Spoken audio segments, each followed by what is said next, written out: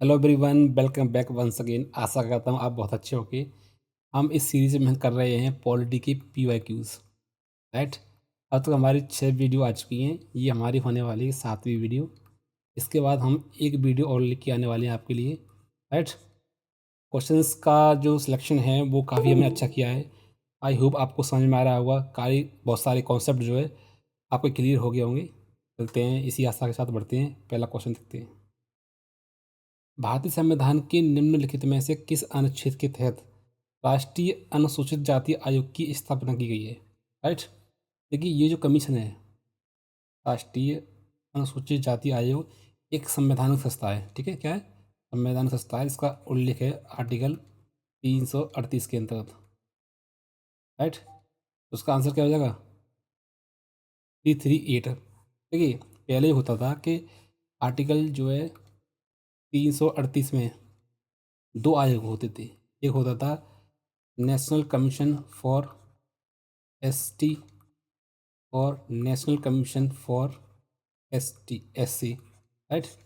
दोनों के लिए पहले एक ही आर्टिकल में प्रोविजन था, लेकिन हमने 89th कॉन्स्टिट्यूशनल अमेंडमेंट 2003 में किया। उसके माध्यम से SC के लिए अलग आर्टिकल बना दिया, आर्टिकल 338, और ST के लिए जो है आर्टिकल 338A में अलग से प्रावधान किया गया। मतलब पहले दो आयोग एक ही आर्टिकल में होते थे, अब दोनों के लिए अलग अलग व्यवस्था कर दी गई है। ठीक है। बी में आप देखोगे तो आर्टिकल 338B में आप देखोगे तो नेशनल कमीशन क्या है? नेशनल कमीशन और BC, मतलब बैकवर्ड क्लासेस के लिए भी। तो आर्टिकल आपको याद होने चाहिए, राइट। ठीक है।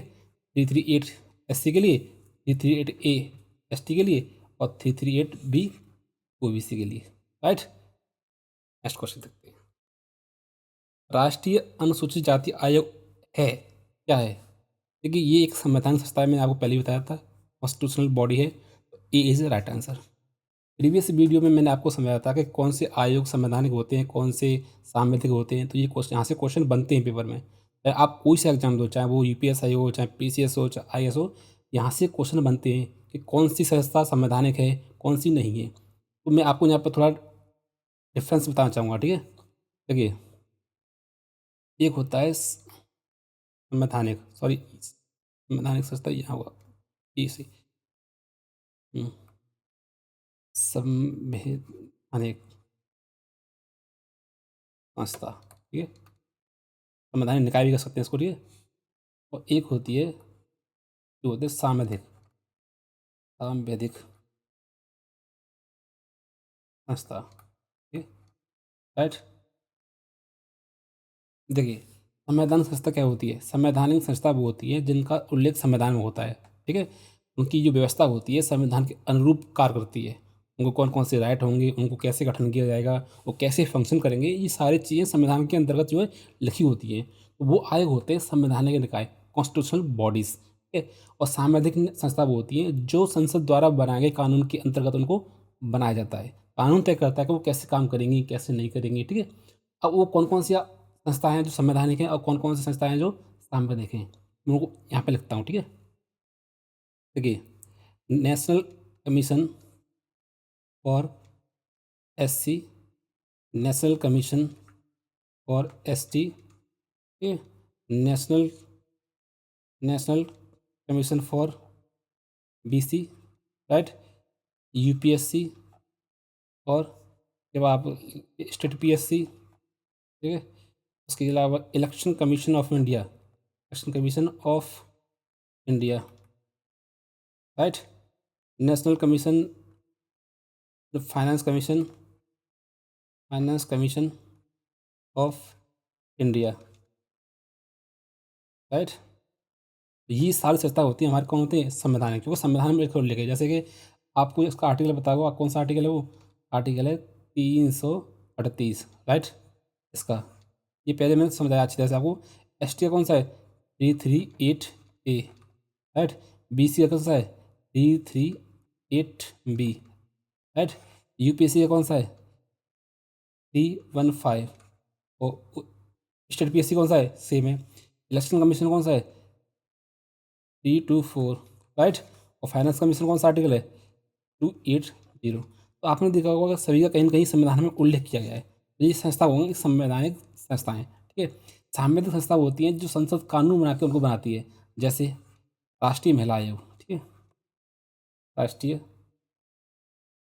राष्ट्रीय महिला आयोग, ठीक है? महिला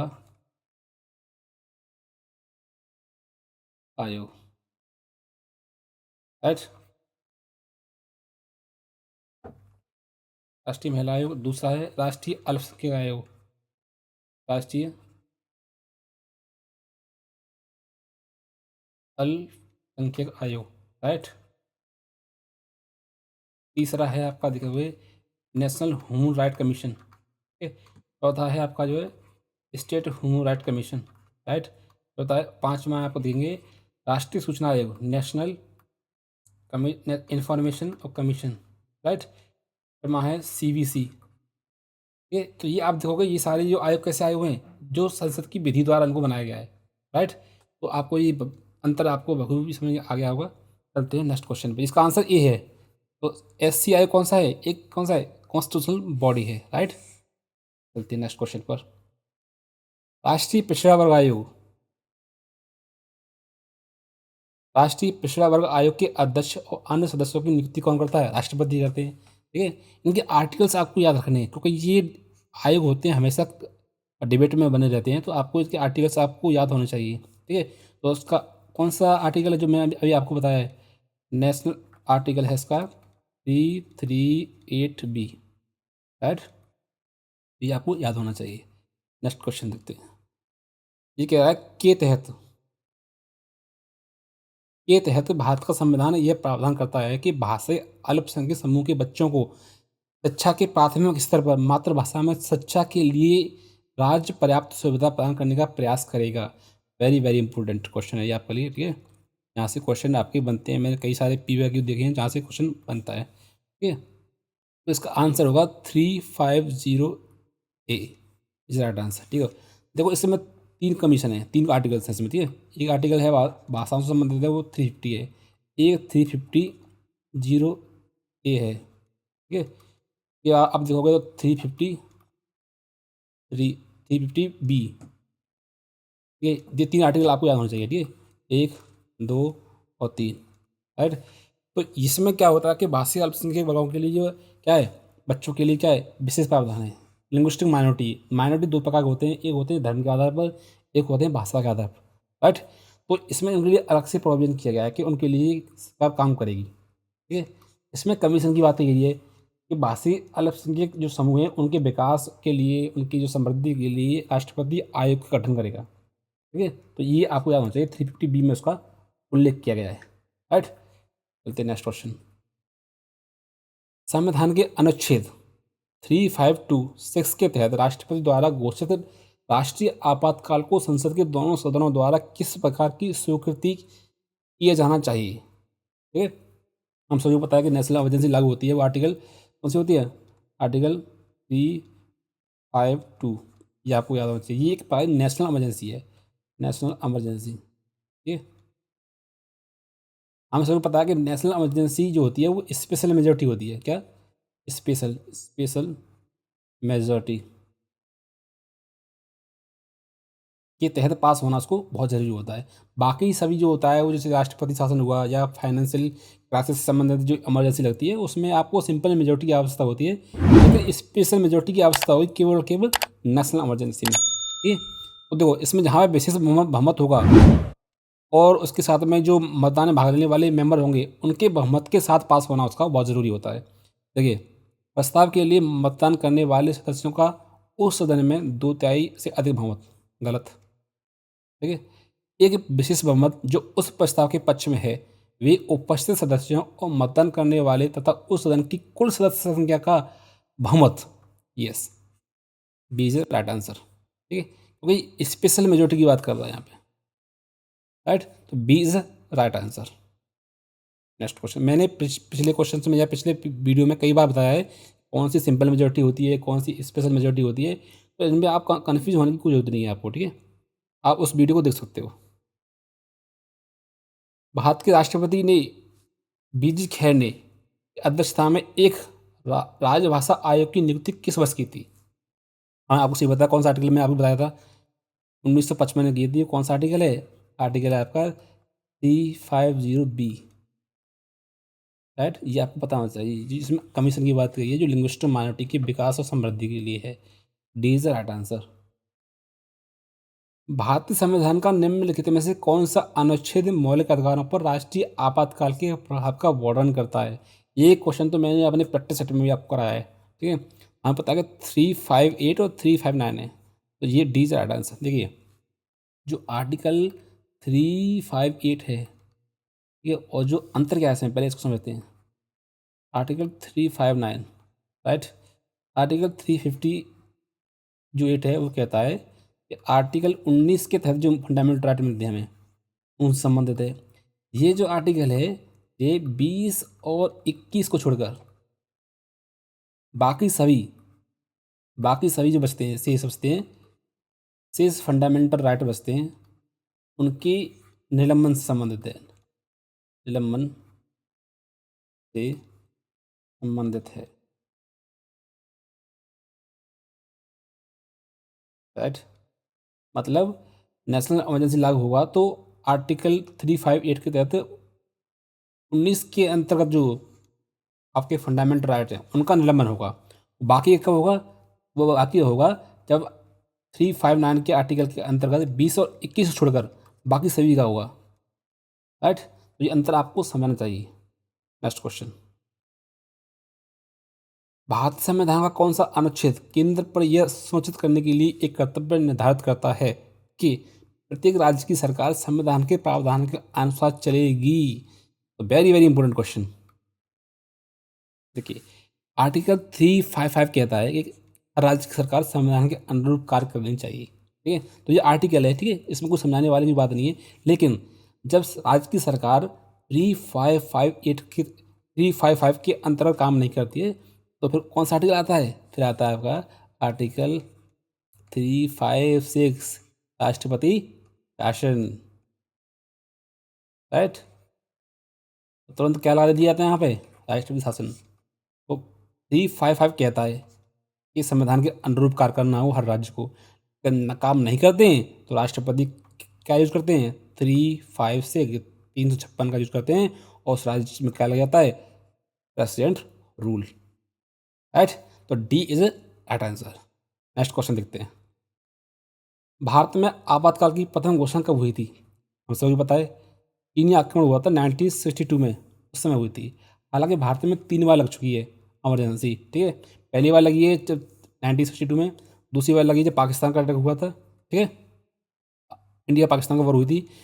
तीसरी लगी है जब इमरजेंसी में जब इंदिरा गांधी थी ना, उस समय लगी है, जिसमें आपको 1975, राइट। तो 3 बार लग चुकी है। 2 बार लगी है वहाँ आक्रमण के आधार पर इमरजेंसी, एक बार लगी है आंतरिक विद्रोह के आधार पर इमरजेंसी, जो लगी है इस समय, राइट। चलते नेक्स्ट क्वेश्चन। भारत की संसद द्वारा दल बदल विरोधी कानून को किस वर्ष में पारित किया गया था? हम सभी पता है कि मूल संविधान में इसका कोई प्रोविजन नहीं था, इससे संबंधित, दल बदल विरोधी कानून से संबंधित, राइट। तो हम क्या लिखा है? अमेंडमेंट लेके आए, इसका नाम है 52 मतलब 52 अमेंडमेंट एक्ट 1985। उसके माध्यम से हम जो है संविधान में 10वीं अनुसूची जोड़ी, कौन सी? 10th schedule. इसमें हम अलग से प्रोविजन किया। कौन सा आर्टिकल जोड़ा? आर्टिकल जोड़ा आपका 102, ठीक है। तो दल दल बल विरोधी कानून से संबंधित है। तो कौन सा इसमें? इसमें 1985 इज राइट आंसर, राइट। इसी बात से हम अमेंडमेंट लेकर आए थे, ये वाला 52 वाला, राइट। तो आई होप आप समझ गए होंगे, ठीक है।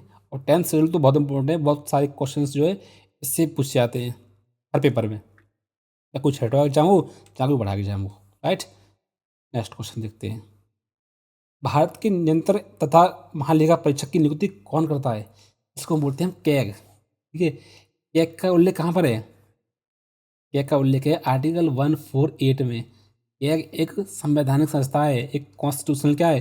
कॉन्स्टिट्यूशनल बॉडी है, मतलब कॉन्स्टिट्यूशनल पोस्ट कर सकते हैं आपको इसको, ठीक है, ठीक है। ये बहुत इंपॉर्टेंट है, यहाँ से क्वेश्चन बनते हैं। तो कौन करता है? हमारे प्रेसिडेंट करते हैं। ठीक है, B is right answer. Next question. Next question है, भारत के महानवादी की नियुक्ति कौन करता है? हम सबको पता है कौन करते हैं, हमारे राष्ट्रपति जी करते हैं। ठीक है, भारत के राष्ट्रपति ही महानवादी की वेतन भत्ते पेंशन को क्या करते हैं, डिसाइड करते हैं, क्योंकि ये जो है राष्ट्रपति के प्रसाद पर्यंत पद धारण करते हैं। प्रसाद पद का मतलब ये होता है कि राष्ट्रपति की इच्छा होगी तब वो क्या करेंगे, पद पर बने रहेंगे, अब इच्छा नहीं होगी तो पद पर नहीं बने रहेंगे, राइट। तो इनका आर्टिकल कौन सा है, वो आर्टिकल है आपका 76, राइट। देखिए आर्टिकल्स आपको याद हो जाने चाहिए अब तक, तो क्यों, क्योंकि जब मैंने आर्टिकल्स जब याद किए थे तो मैंने कभी इस तरह से चार्ट बना के या कोई बुक लेके कि किस आर्टिकल में क्या व्यवस्था है ऐसे कभी याद नहीं किया मैंने हमेशा याद किया एक सिस्टम से। जब भी मैं कोई किताब पढ़ता था तो पढ़ते समय उसके सामने लिख लेता था मैं कि इस ये व्यवस्था है, ये इस आर्टिकल में लिखा गया है, ये व्यवस्था है इस आर्टिकल में लिखा गया है। ठीक है, आपने बहुत सारे एस्पायरेंट देखे होंगे कि आपने बहुत सारे एस्पायरेंट देखे होंगे जिनके रूमों में जो आर्टिकल से संबंधित एक चार्ट लगा रहता है, वो नॉनसेंस थिंग है मेरे हिसाब से। तो कोई लॉजिक नहीं है उसका, आप कितनी बार देखते हो उसको, नहीं देखते ना, कोई लॉजिक नहीं है उसका। आपको आर्टिकल्स याद होंगे जब आप पढ़ोगे, व्यवस्था को समझोगे, तो ऑटोमेटिकली आपको आर्टिकल्स याद हो जाएंगे। आपको क्या जरूरत है कि उसको चार्ट लगाओ और अपना जो लिस्ट बनाओ उसकी, ऐसे कभी कोई आर्टिकल्स याद नहीं हो सकता है। ठीक है, एक समय था कि मुझे इंडियन कॉन्स्टिट्यूशन के सारे आर्टिकल्स भी याद थे, अभी याद हैं, जो इम्पोर्टेंट आप काम के में लिख देता हूँ, राइट। तो आपको ऐसा नहीं करना है, आपको व्यवस्था को समझना है, उसके बाद आर्टिकल्स को याद करना है, तब आपको लंबे समय तक आर्टिकल्स आपको याद रहेंगी। मैं राइट। चलते हैं नेक्स्ट क्वेश्चन। मतदाता से क्या अभिप्राय है, what is the mean of by franchise. ठीक है, तो मताधिकार एक ऐसी व्यवस्था है जो राइट टू वोट की बात करती है, मतलब वोट देने की बात करती है। तो वोट है कि नहीं में, हाँ है, राइट टू वोट से फैक्ट है, इसको कोई ज़्यादा कोई कॉन्सेप्ट नहीं है इसमें, B is a right answer. ठीक है, नेक्स्ट क्वेश्चन। किसी राजनीतिक दल को पंजीकृत दल की स्थिति पाने के लिए कम से कम कितने परसेंट मत चाहिए, इंपॉर्टेंट क्वेश्चन है। तो इसका मतलब है 6 डिग्री, वो 6%, सॉरी 6% होना चाहिए। अब ऐसे होता क्या है, इसका क्या होता है, देखो एक क्वेश्चन आपके लिए मैं दे रहा हूँ, आपको कमेंट में बताना है कि कौन सी संस्था है, मतलब कौन सी निकाय है जो किसी राजनीतिक दल को राष्ट्रीय दर्जा या राज्य स्तर का दर्जा देती है। उस निकाय का नाम आपको कमेंट सेक्शन में मुझे बता के देना है, राइट। जो हमें कल सबसे पहले इसका नाम बताएगा उसके लिए हमारे पास सरप्राइज एक, राइट। ठीक है, देखिए क्या होता है, इसका क्राइटेरिया क्या होता है कि कोई दल राष्ट्रीय दल बनेगा या राज्य स्तर का दल बनेगा, कि इसका क्राइटेरिया क्या है उसको समझते हैं पहले।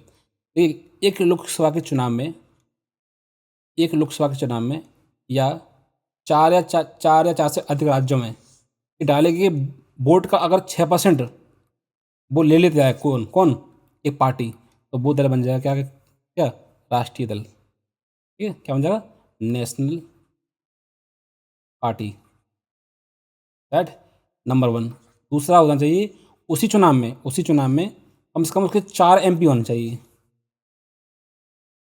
तो वो बन जाएगा क्या, नेशनल पार्टी बन जाएगा। तो ये क्राइटेरिया आपका करना है कि लोकसभा या 4 से अधिक राज्यों में डाले गए वैध मतों का अगर कोई राजनीतिक दल 6% प्राप्त कर लेता है और उसी चुनाव में कम से कम 4 MP उसको मिल जाते हैं, तो वो दल हो जाएगा नेशनल पार्टी, राइट। चलते हैं नेक्स्ट क्वेश्चन पे। नेक्स्ट क्वेश्चन है हमारा ये,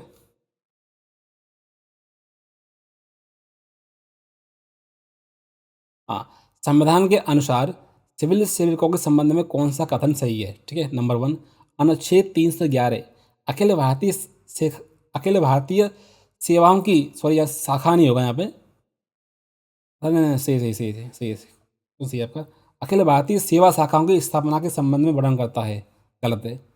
वो गलत है, क्यों, क्योंकि वो व्यवस्था आर्टिकल 312 में ना कि 311 में। तो ये तो पी तो गलत हो गया, अब पी गलत हो गया तो देखो ये भी गलत हो जाएगा। ठीक है, अब पूछा उसने सही है तो ये भी गलत हो जाएगा, राइट। अब पढ़ते नेक्स्ट, नेक्स्ट उसको पॉइंट को, संविधान का अनुच्छेद 312 राजनीतिक रूप से प्रेरित या अतिरंजित कार्रवाई से बचता है, क्या ये भी गलत है।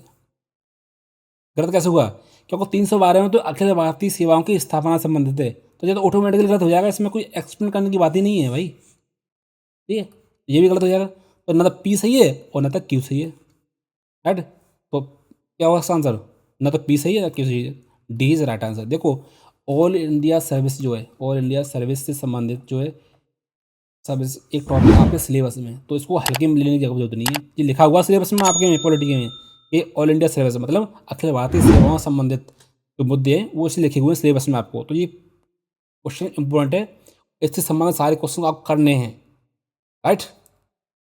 नेक्स्ट क्वेश्चन देखते हैं। देखो इस क्वेश्चन में आपको एक चीज़ और बताना चाहूँगा।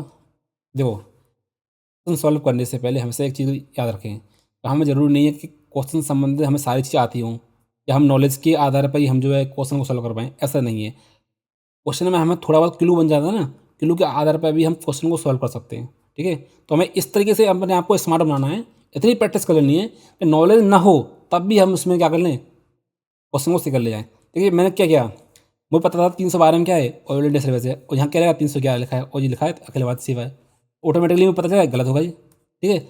अब जो बात 312 में वो लिखी ऊपर और इसमें क्या लिखी है वो उल्टा लिखा है, इसका मतलब ये तो ऑटोमेटिकली गलत हो जाए, ठीक है। तो क्या होगा इसका answer, D is right answer, समझे। चलते हैं नेक्स्ट क्वेश्चन। निम्नलिखित में से कौन सा सही है, ठीक है। अखिल भारतीय सेवाओं के सदस्यों का चयन एवं प्रशिक्षण केंद्र सरकार द्वारा किया जाता है, बिल्कुल सही है। देखो भर्ती अखिल भारतीय सेवाओं की भर्ती होती है और उनका जो चयन होता है, उनका जो प्रशिक्षण होता है वो सेंट्रल गवर्नमेंट के अंडर आता है, तो बात सही है। लेकिन उनके जब ये चयन होके या ट्रेनिंग होके राज्यों में जाते हैं तो उनकी सैलरी होती है राज्यों का दायित्व, राज्य उसको सैलरी देते हैं। तो अखिल भारतीय सेवा केंद्र की भी होती है और राज्य की भी होती है, इसलिए तो वो अखिल भारतीय है, राइट। तो ए तो राइट आंसर, राइट राइट है बिल्कुल। बी, लोक सेवक भारत सरकार के कर्मचारी हैं तथा सरकार के समस्त कर्मचारी लोक सेवक हैं। गलत, मैंने कहा लोक सेवक केंद्र के भी होते हैं और राज्य के भी होते हैं, ठीक है। यहाँ क्या लिखा है भारत सरकार, तो गलत। तो A is a right answer, ठीक है, ए इज राइट आंसर, ठीक है। चलते नेक्स्ट क्वेश्चन पर। संसद के चुनावों में मत देने का अधिकार क्या है, मताधिकार देना जो है एक फंडामेंटल राइट तो है नहीं, कहीं नहीं हमने पढ़ा, राइट। संविधान जब फंडामेंटल राइट नहीं है तो संवैधानिक अधिकार तो वैसे भी नहीं होगा, ठीक है, तो ये भी गलत होगा। कानूनी अधिकार, तो राइट टू वोट क्या है, राइट टू वोट एक लीगल राइट है। आपको एक क्वेश्चन बताना है मुझे कि किस संविधान संशोधन अधिनियम द्वारा वोट देने की जो उम्र है वो 21 साल से लेकर 18 साल कर दी गई थी, वो आपको अमेंडमेंट का नाम बताना मुझे कमेंट सेक्शन में, राइट, ये आपके लिए। चलते हैं नेक्स्ट क्वेश्चन पे। क्षेत्रफल की दृष्टि से निम्नलिखित में से कौन सा संसदीय चुनाव क्षेत्र सबसे बड़ा है, ये क्वेश्चन इंपॉर्टेंट है, ठीक है। मतलब कौन सा ऐसा वो क्षेत्र है जो सबसे बड़ा है, वो क्या है, वो लद्दाख। और सबसे छोटा कौन सा है, चांदनी चौक, ठीक है, चांदनी चौक, राइट। अब चलते हैं नेक्स्ट क्वेश्चन पर। भारत के प्रथम मुख्य निर्वाचन आयुक्त कौन थे, Kumar Sen, B is right answer. ये फैक्ट है, आपको याद कर लेना है, क्योंकि ज़्यादा कोई दिमाग लगाने वाली बात नहीं है। सॉरी, एक संवैधानिक निकाय जिसे अनुसूचित जातियों के शोषण के खिलाफ सुरक्षा उपायों को प्रदान करने और उनके सामाजिक, शैक्षणिक, आर्थिक और सांस्कृतिक हितों को बढ़ावा देने और उनकी रक्षा करने के उद्देश्य से स्थापित किया गया है। देखो यहाँ क्या लिखा है, अनुसूचित जाति, तो क्या होगा इसका आंसर, अनुसूचित जाति का राष्ट्रीय आयोग, B is the right answer, ठीक है। तो ये आर्टिकल आपको मैंने याद होना चाहिए, कौन सा आर्टिकल है वो, आर्टिकल 338। और ये राष्ट्रीय अनुसूचित जाति जो है क्या है, एक संवैधानिक संस्था है, ठीक है, याद रखना। ये अपनी रिपोर्ट वार्षिक रिपोर्ट किसको देता है, प्रेसिडेंट को, याद रखना आपको। ये प्रेसिडेंट को ये वार्षिक रिपोर्ट किसको देता है, प्रेसिडेंट को, राइट, ये आपको याद होना चाहिए। Next question. भारतीय संविधान के किस अनुच्छेद में राज्य की राजभाषा या भाषा अपनाने की प्रक्रिया है, ठीक है। देखो राज्य की बात हो रही है यहाँ पर, ठीक है, मतलब राज्य जो होते हैं जैसे हमारे राज्य 28 राज्य हैं, उनकी राजभाषा के संबंध में बात हो रही है कि वो कौन सी अपना सकते हैं, कौन सी छोड़ सकते हैं। तो आर्टिकल है 345A, ठीक है। जब आपको मैं राजभाषा पढ़ाऊंगा ना डिटेल में, तब उनको एक एक आर्टिकल को मैं आपको पढ़ाने वाला हूँ, राइट। 345 ये कहता है किसी राज्य की विधानमंडल, मतलब किसी राज्य की जो स्टेट लेजिस्लेटिव जो असेंबली है, किसी राज्य की जो विधानसभा है उस राज्य में बोली जाने वाली भाषा को मतलब बोले जाने वाली भाषा को उस राज्य की राजभाषा के रूप में क्या कर सकती है, चिन्हित कर सकती है, राइट। और हिंदी को भी चुन सकती है। और जब तक कोई व्यवस्था नहीं होगी तब तक अंग्रेजी ही उसकी क्या हुई, राजभाषा होगी, ठीक है, इंग्लिश। हालांकि अब तक तो सबने चुन लिया है, जैसे हिंदी भाषियों ने हिंदी भाषी चुन ली है, तमिलनाडु ने तेलुगु तमिल चुन लिया है, केरला वालों ने क्या चुन लिया है, मलयालम चुन लिया है, ठीक है। तो ऐसे अपनी जो रीजनल भाषा है उन्हीं को उन्होंने राजभाषा के रूप में क्या कर लिया है, अपना लिया है। तो जो आर्टिकल आप क्या करना है, 345 इज अ राइट आंसर, तो A is right answer. Next question देखते हैं। हाँ, संविधान के अनुसार इनमें से कौन सी भारत की राष्ट्रीय भाषा है, ये पूछा है, राष्ट्रीय भाषा, ठीक है। तो भारत की कोई राष्ट्रीय भाषा नहीं है, तो यही इसका आंसर होगा। भारत में न तो इंग्लिश राष्ट्रभाषा है, न हिंदी है, न हिंदी इंग्लिश है। क्या कहते हैं, there is no national language in India, ठीक है। Hindi and English are only only only official language, क्या, ऑफिशियल लैंग्वेज, राइट। ये कार्यकारी भाषा है, मतलब कार्यकारी भाषा का मतलब ये होता है काम करने की भाषा, उसको बोला जाता है क्या, official language. There is no official language in India, ठीक है। There is no national language, इस बात को हमको याद रखना है। ये बच्चे गांव में देहातों में पूछेंगे कि राष्ट्रीय भाषा बता, क्या इसका आंसर होगा, क्या हुआ, राष्ट्रीय भाषा है ही नहीं है तो बताए क्या, ठीक है। नेक्स्ट क्वेश्चन, भारत की निर्वाचन आयुक्त की पदावधि कितनी होती है। तो भारत के जो निर्वाचन आयुक्त होते हैं, जो इलेक्शन कमिश्नर ऑफ इंडिया होते हैं, उनका जो कार्यकाल होता है वो होता है 6 ईयर और 65 ईयर का जो है उनका एज। तो इसमें है कहीं है, तो सी इज राइट आंसर होगा। अब इसका मतलब क्या होता है, देखिए 6 ईयर या 65 का क्या मतलब होता है। मान लीजिए कि आप ये इलेक्शन कमिश्नर हैं, आपकी नियुक्ति हुई 52 साल की उम्र में, ठीक है। अब 52 साल की उम्र में हुई तो आपका कार्यकाल 6 जुड़ेगा ना, 6, तो इसका मतलब ये होगा कितना हो गया, ये हो गया 6 और 2 कितना हो गया, 8 हो गया, और ये हो गया 5। तो आपका 58 साल की उम्र में क्या हो जाएगा, रिटायरमेंट, हमें राइट, ठीक है। क्योंकि क्या यहाँ पे 6 साल आपने कंप्लीट कर लिया, कार्य या तो कार्यकाल पूरा होगा आपका, या फिर 65 साल की उम्र पूरी होनी चाहिए, इनमें से एक होना चाहिए। तो अगर आपने 52 साल की उम्र में आपको बने हैं क्या, इलेक्शन कमीशन ऑफ इंडिया, तो 6 साल कार्यकाल जुड़ जाएगा, तो 58 साल की उम्र में आप क्या जाएंगे, रिटायर हो जाएंगे, हम राइट। अगर आपकी अपॉइंटमेंट होता है 62 ईयर में, ठीक है, राइट, तो उसके बाद आपको क्या होगा, 6 साल तो आप हो नहीं पाएंगे क्योंकि उम्र कितनी है, 65 ईयर लास्ट। तो आपको केवल 4 साल की क्या होगी, 4 साल की आप कर पाएंगे, जॉब कर पाएंगे। उसके बाद आप क्या जाएंगे, सॉरी 3 ईयर, क्योंकि 3 ईयर बाद आप क्या हो जाएगा, 65 साल उम्र हो जाएगा और आप क्या कर जाएंगे, रिटायर, ठीक है। या तो आपको 6 साल पूरी करो या आपकी उम्र पूरी करो 65 ईयर, ठीक है, दोनों में से एक होना चाहिए। तो इसका आंसर क्या होगा, C is the right answer. Okay, next question, अभी लंबा क्वेश्चन है, आराम से पढ़ता हूँ, ठीक है। संविधान के अनुसार निम्न में से कौन सा लोक सेवाओं के संबंध में सही है। नंबर 1, अनुच्छेद 309 भर्ती और सेवा शर्तों को विनियमित करने के लिए समुचित विधानमंडल को अधिकार देता है, बिल्कुल सही है। देखिए क्या बताऊँ, जो सिविल सर्विस संबंधित जो भी रूल बनता है वो पार्लियामेंट बनाती है, राइट, क्या बनाती है, पार्लियामेंट बनाती है आर्टिकल 309 के तहत, ठीक है। राज्यों को अलग अधिकार है, राज्यों का अधिकार है राज्य सेवाओं में, और केंद्र को अधिकार है ऑल इंडिया सर्विस या सेंट्रल सर्विस होती है ना, उसके संबंध में ये अधिकार होता है पार्लियामेंट को। तो A is a right answer, ठीक है। मैंने आपको क्या कहा था कि अखिल भारतीय सेवा संबंधी मुद्दे आपके सिलेबस में हैं। और एक तीसरा क्वेश्चन पढ़ रहा हूँ मैं आपके सामने, यहाँ से क्वेश्चन बनते हैं, आपको ध्यान से पढ़ने ये, राइट। प्रथम 2 पढ़ते हैं। अनुच्छेद 311 कहता है कि अखिल भारतीय सेवा का कोई भी सदस्य नियुक्ति करने वाले अधिकारी की किसी अधीनस्थ अधिकारी द्वारा नहीं हटाया जाएगा, बिल्कुल सही बात है। इसका मतलब ये है, मान लीजिए अखिल भारतीय IAS अधिकारी है, ठीक है जी, अब इसकी नियुक्ति कौन करता है, ये इसके पश्चात होते हैं प्रेसिडेंट के, तो प्रेसिडेंट की अपॉइंटमेंट होता है इनका। अब ये केवल इनको प्राइम मिनिस्टर नहीं हटा सकता, राइट। मतलब जो व्यक्ति नियुक्त कर रहा है उसके नीचे वाला अधीनस्थ जो है वो नहीं उठा सकता, वो जो नियुक्त कर रहा है वही उठाएगा इसको, ये लिखा ना, अधीनस्थ किसी अधीनस्थ अधिकारी द्वारा नहीं उठाया जा सकता, ठीक है। तो ये भी सही है, तो P and Q both are right. जैसे मैं है कहीं क्या है, हाँ, C is a right answer, ठीक है। चलते नेक्स्ट क्वेश्चन पर, सॉरी, हाँ, भारत का संविधान निम्नलिखित अनुच्छेदों में से किस एक के अंतर्गत एक निर्वाचन आयोग का प्रावधान करता है? हमसे भी पता है 324, ये तो छोटा क्वेश्चन है, आपको याद होना चाहिए। 324 इज अ आंसर। और इलेक्शन कमीशन ऑफ इंडिया क्या है? एक संवैधानिक संस्था है। ये क्या है? कॉन्स्टिट्यूशनल बॉडी है। क्यों क्यों बॉडी है? क्योंकि संविधान में उसका उल्लेख है। नेक्स्ट क्वेश्चन, मुख्य चुनाव आयुक्त की नियुक्ति कौन करता है? ये बहुत इंपॉर्टेंट है, क्योंकि अभी हाल ही में सरकार ने इसका क्या किया है? अमेंडमेंट किया है। तो इनकी नियुक्ति कौन करता है? इनकी नियुक्ति करते हैं राष्ट्रपति के माध्यम से, इनकी नियुक्ति होती है। ठीक है, तो एक होता है सी इज राइट आंसर। होती कैसे है? देखो, एक कमेटी गठित की जाती है पहले, उसमें होते हैं प्राइम मिनिस्टर, हमारे पीएम साहब। ठीक है, एक होते हैं लोकसभा के अपोजिशन के लीडर होते हैं, वो होते हैं। ठीक है, एक कैबिनेट क्या होते हैं? मिनिस्टर होता है।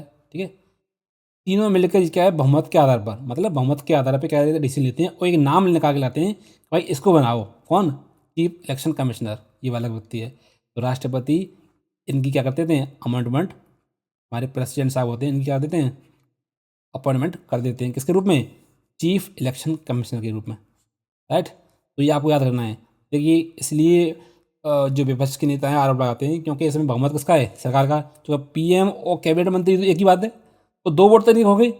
दो वोट हो गए तो भाई लोकसभा का तो एमपी, लोकसभा का विपक्ष का नेता है, वो तो ऑटोमेटिकली हार जाएगा। तो पीएम और कैबिनेट मंत्री दो वोट हो जाते हैं, दो वोट हो जाते हैं, तो सरकार का जो पसंदीदा व्यक्ति होता है वो क्या बन जाता है? Chief election commissioner. राइट, तो इसका आंसर क्या होगा? सी होगा। ठीक है, is right answer. Next question देखते हैं,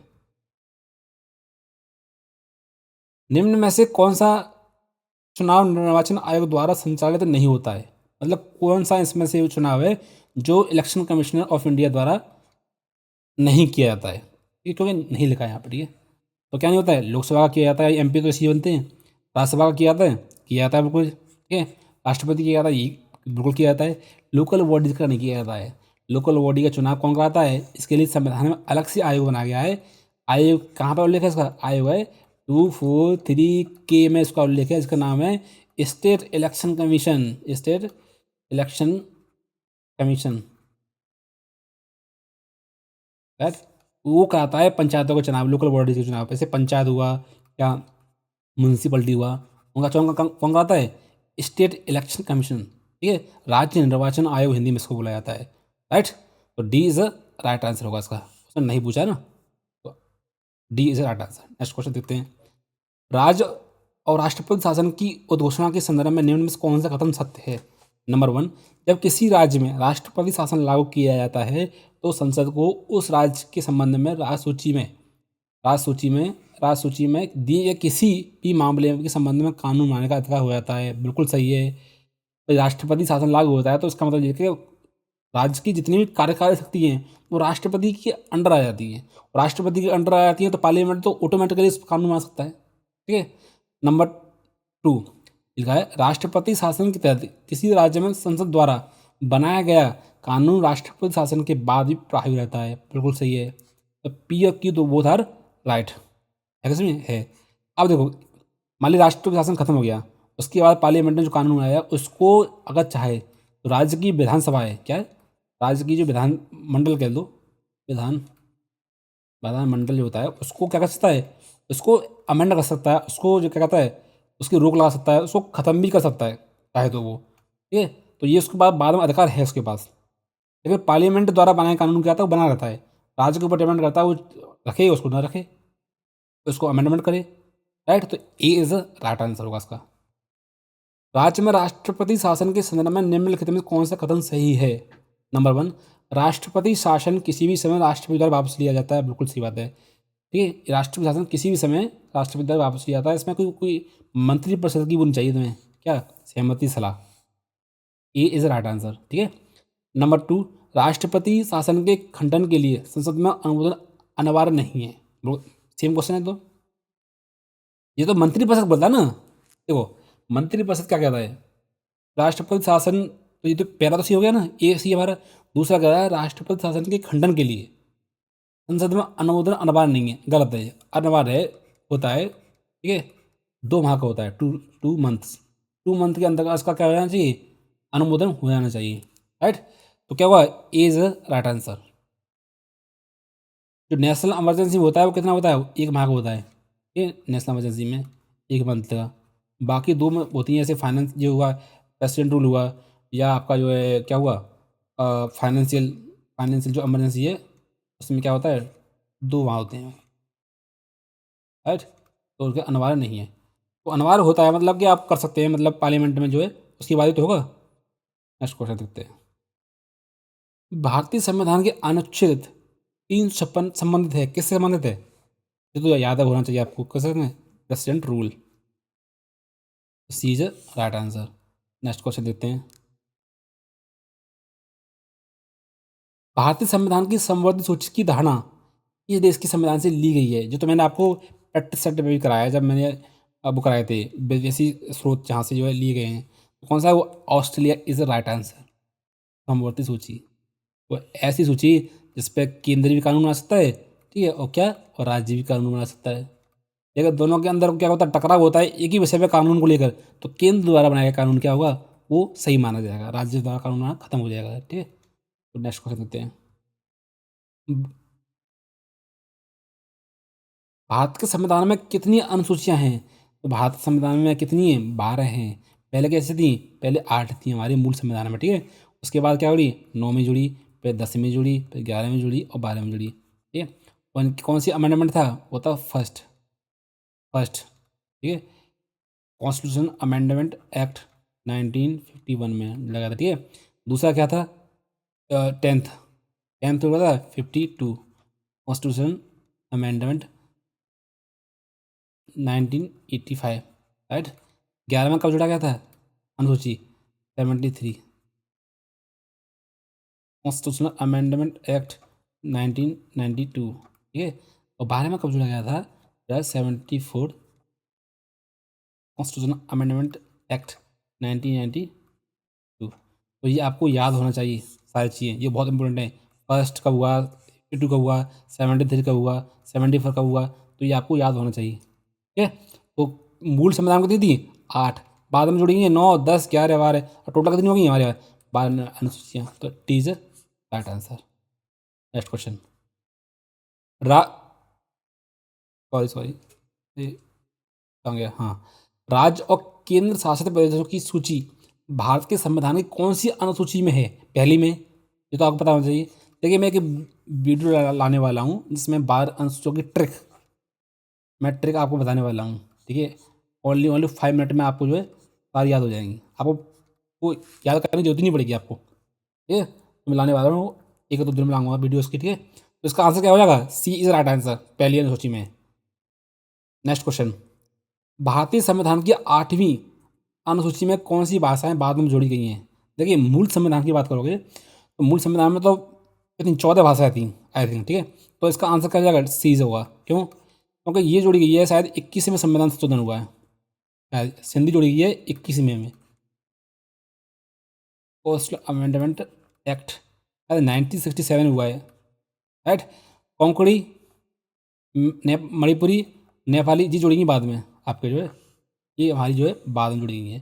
तो क्योंकि आपको याद रखना है, ठीक है, अमेंडमेंट हुए हैं इसमें, 3 अमेंडमेंट हुए हैं, 3 अमेंडमेंट के माध्यम से इनको जो है सारी उनको जोड़ा गया है। शायद 71 में जोड़ा गया शायद जी, 71 कॉन्स्टिट्यूशनल अमेंडमेंट एक्ट। ये 3 भाषाएं जुड़ी हुई हैं, कोंकणी, मणिपुरी और नेपाली, ठीक है। ये पूछता है वो, ये नहीं पूछता है, ये छोड़ो, आपको ज़्यादा डाटा मिलेगा, ठीक है। ये छोड़ो, ये 51 में और ये 71 में, ठीक है। तो सी इज राइट आंसर।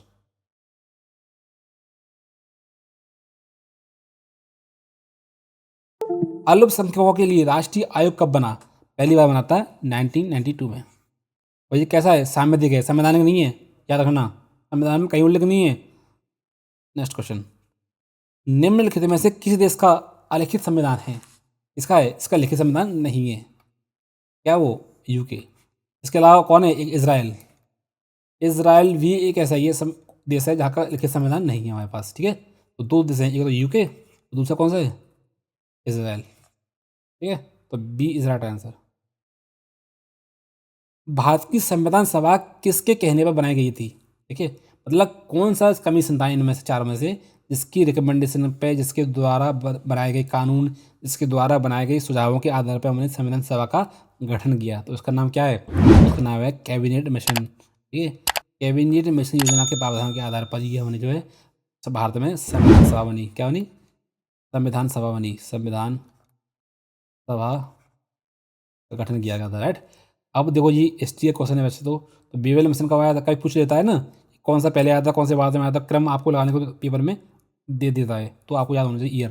तो बेवेल मिशन आया था 1945। ठीक है, ठीक है।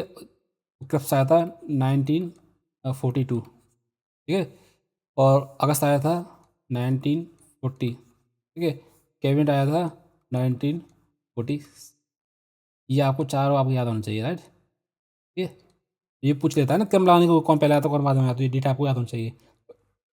तो D is right answer. Next question, भारतीय स्वतंत्रता अधिनियम 1947 के संदर्भ में निम्नलिखित में से कौन सा कथन सही नहीं है?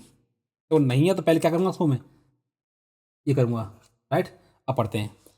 यह यूनाइटेड किंगडम की संसद का एक अधिनियम है। बात बिल्कुल सही है, उन्होंने पारित किया था हमारे लिए, तो ए इज राइट आंसर। ठीक है, इस अधिनियम का एक प्रमुख प्रावधान था कि ब्रिटिश भारत को 15 अगस्त 1947 में दो नए और पूर्णतः संप्रभुत्व समझा गया उत्तराधिकारी राज्य भारत और पाकिस्तान, दो राज्य बने भारत और पाकिस्तान, राइट, में विभाजित करना। बिल्कुल सही है, दोनों सही हैं इसमें। तो दोनों सही हैं तो क्या हुआ? ए और बी दोनों राइट होंगे इसमें। ठीक है, राइट। तो इसका मतलब देखो यहाँ पे ए और बी दोनों सही है, तो डी इज राइट आंसर। यहाँ नहीं होगा इसका मतलब, थोड़ा मिस टाइपिंग है इसमें, नहीं होना चाहिए यहाँ पर। ठीक है, राइट। ओके, दोनों सही हैं इसमें, दोनों सही हैं, तो ए और बी राइट आंसर हुआ ना, तो D is right answer. Next question, Bharat की संविधान सभा का अध्यक्ष कौन था? तो भारत की संविधान सभा का अध्यक्ष कौन था? डॉक्टर राजेंद्र प्रसाद। ये अस्थाई अध्यक्ष थे। कब बने स्थाई? 11 दिसंबर 1946 को क्या बने स्थाई। उससे पहले कौन थे? उससे पहले थे डॉक्टर सच्चिदानंद सिन्हा।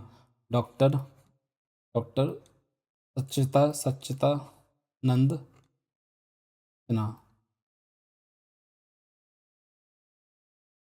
ठीक है, तो ये क्या हुआ? B is right answer. ठीक है, नेक्स्ट क्वेश्चन। हाँ, भारत पूर्ण संप्रभु लोकतांत्रिक गणराज्य कब बना? ठीक है, तो ये तो हमारे प्रेम्बल में लिखा है ना, तो यहाँ पर डेट आपको याद आनी चाहिए। कौन सी डेट है वो? 26 नवंबर 1949। तो बी इज राइट आंसर। संविधान की उद्देश्य का सॉरी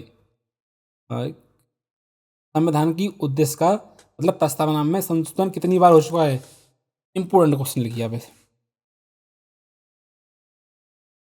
कितनी बार हो चुका है?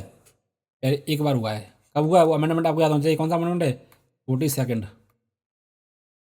फर्स्ट अमेंडमेंट एक्ट 1976 में पहली बार हुआ है। 3 शब्द जुड़े गए थे, कौन कौन से? समाजवाद, ठीक है, दूसरा पंथ निरपेक्ष, पंथ निरपेक्ष, और तीसरा कौन सा जुड़ेगा था? अखंडता, अखंडता। ये आपको याद होना चाहिए। एक बार हुआ अमेंडमेंट अभी तक। ठीक है, नेक्स्ट क्वेश्चन। भारत के संविधान में भारत को किस रूप में वर्णित किया गया है? इस रूप में क्या है? राज्यों का संघ। तो सी इज राइट आंसर। ठीक है, क्योंकि आर्टिकल एक क्या कहता है? आर्टिकल जो हमारा संविधान क्या कहता है? ये कहता है कि भारत यानी इंडिया, माने भारत दैट इज इंडिया, या इंडिया दैट इज भारत। क्या कहता है? कहता है कि राज्यों का संघ होगा। ठीक है, जिनमें राज्य बने हुए हमारे, इनको मिलकर क्या बनाए? इंडिया बनाए या भारत बनाए। ठीक है, तो क्या हुआ? C is right answer. Next question,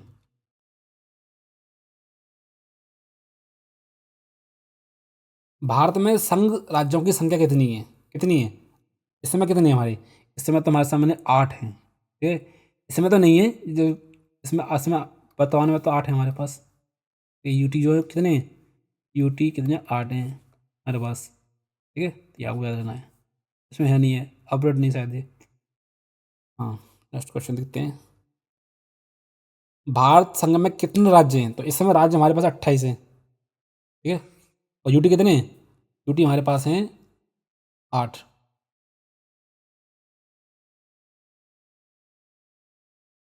8 हमारे के पास यूटी।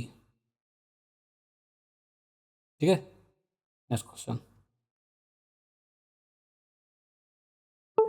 तो कौन सा बजट होता है जिसमें प्रत्येक मद अवधि के लिए शून्य खर्च की स्वीकृति होना चाहिए? ये क्या है? शून्य खर्च की होनी चाहिए, स्वीकृति होनी चाहिए। कौन सा है वो? Zero based budget is the right answer. Zero आधारित बजट का मतलब होता है जो पहले खर्च किया गया है, पहले अनुमान लगाए गए हैं वो खत्म हो जाते हैं, नए सिरे से व्यवस्था की जाती है, उसको बोला जाता है जीरो आवर, जो जीरो आधारित budget is right answer. Next question. निम्नलिखित में निम्नलिखित में से कौन सा राजनीतिक अधिकार नहीं है? नहीं पूछा ना, नहीं है। मत देने का अधिकार, जीवन का अधिकार। देखो जीवन का अधिकार नहीं होगा, मैंने ये पकड़ लिया। जीवन का अधिकार तो भाई संवैधानिक का अधिकार है, एक क्या है, एक फंडामेंटल राइट है। वो कौन सा आर्टिकल है? आपको आर्टिकल तो आपको याद होना चाहिए, कौन सा है? 21 में राइट टू लाइफ की बात करता है। तो ये क्या है, कौन सा अधिकार नहीं है? तो क्या नहीं है? जीवन का अधिकार, right to life. Right, next question. थोड़ा दिक्कत कर रहा है ये, इसलिए थोड़ा आपको थोड़ा मैनेज करना पड़ेगा आज।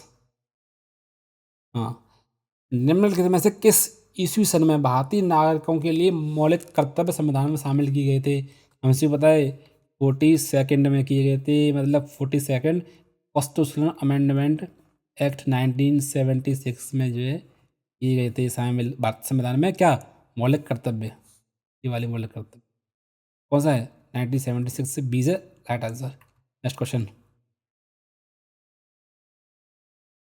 बस 1993 में लागू की गई संवैधानिक अधिनियम का गठन राज्य स्तर या राष्ट्रीय स्तर की तरह ही जमीनी स्तर पर भी लोकतंत्र की स्थापना करने के लिए संवैधानिक स्वीकृति प्रदान करने के लिए किया गया था। तो कौन सा अमेंडमेंट था? वो था बात कर रहा पंचायतों की जमीनी स्तर पर, राइट। कौन था? 73। कब हुआ था? ये हुआ था 1992, right. C is right answer. Next question.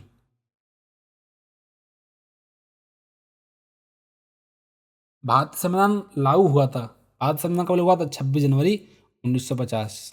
Is right answer. Next question. Bharat की संविधान सभा का सांविधिक सलाहकार कौन था? मतलब कौन सलाहकार थे हमारे? तो ये तो आपको पता है, ये तो फैक्ट वाले क्वेश्चन है, ये तो आपको याद होना चाहिए।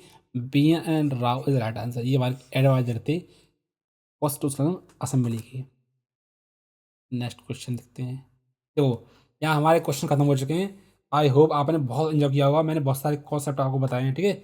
जो मैंने आपको क्वेश्चन दिए हैं सॉल्व करने के लिए कमेंट सेक्शन में बताने के लिए, आप उनको कमेंट करना है। ठीक है, जब तक आप कमेंट नहीं करेंगे तो मैं अब मुझे कैसे पता चलेगा कि मेरी बात आप तक पहुँच रही है? ठीक है, अगर आपको डाउट हो तो प्लीज़ कमेंट सेक्शन में लिखें। और जो भी हमारे पास थोड़ा दिक्कत हुई है हम उसको सही कर लेंगे आज, राइट। तो मिलते हैं आपको कल एक नई वीडियो में, तब तक के लिए थैंक यू सो मच।